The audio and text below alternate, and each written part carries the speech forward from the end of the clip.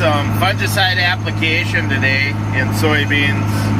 I'm going to make some test passes all over many different farms, kind of across, just to get an idea how much of an improvement we'll have with fungicide this year. I decided not to go crazy with fungicide just simply because we had such a dry year going that, number one, I didn't know if we were going to get any return at all if it doesn't rain. And then the other thing is we don't have a lot of canopy in the beans and a lot of moisture, which is kind of the conditions that really justify fungicide.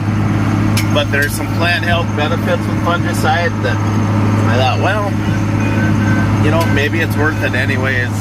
So we're just doing, I think I mixed up enough for like 12 acres, and I'm going to do test passes across, you know, many different fields, and we're just going to flag them as we do them. So what you do is we got some of these orange flags. I'll put them in the rows where we go, and so I know where we've been, and then when I go in the combine, the yield monitor, I should be able to tell. So here is my 1979 John Deere 4440 quad range, all original. My favorite tractor. I haven't owned this tractor that long. I think I've had it, I don't know, 6 years or something like that.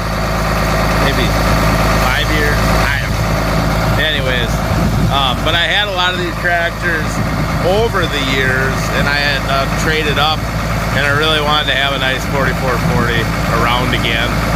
So when I found this one, it's a one-owner tractor, I decided, yeah, we better buy this one and hold on to it. And it's, I like this tractor a lot. 1979, you know, this tractor was about a year old, or a year newer than me. And as a kid growing up, somebody had a 4440. That's quite a tractor, so that always stuck with me. Still love it today.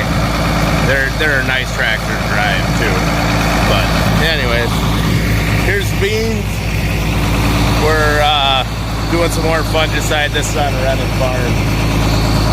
They look really good. Hopefully we get more rain the next couple of weeks. Anyway, they could be really good. If it doesn't rain anymore, there'll be something there to combine, but won't be a lot. But yeah, we're gonna do some more of these fungicide passes through here. Just like I said, to verify if fungicide would have been a good idea or not. All right, so Anna and I are out walking beans this morning. It's kind of a nice cool morning, a lot of dew. This is the other side of the other farm. This is probably some of the best ground we own. It lays about perfect, and it's very different from just the other side of the where the oats were. We got some escapes, mostly water hemp escapes. I see some velvet leaf out in places. This has been sprayed twice. Pretty heavy pressure in this neighborhood. There were some issues with some water hemp. This was kind of this neighborhood is where water hemp in the area kind of started. There's a large dairy that must have been feeding a lot of cottonseed and spreading pen pack manure on a farm right next to this and the surrounding ones, and really made a mess probably 6 years ago. So we try and be proactive with it. We don't really want that water hemp to get away from us, because every water hemp plant has about 1 million seeds on it, so that's a lot of seed. It's resistant to so much stuff. So if it's survived what we sprayed already, we don't want it to keep to pass that trait on to other weeds. So we go out and we try and we're not going to get them all. We'll get what we can. This year was a tough year for weed control just because it was so dry and cool. All right, so this is the field we're working in. Hazel. That's Hazel the farm shark, we call her, because she loves to run through beans, and you'll just see her leap up every now and then. Her tail sticks up. She's pretty funny. But anyways, yeah, you can see how nice this ground lays. You know, that's a creek through where those trees are, and I suppose over the centuries and thousands of years, topsoil has accumulated here because there's hilly ground around this, and it all run to that creek. So there's a lot of topsoil in this field.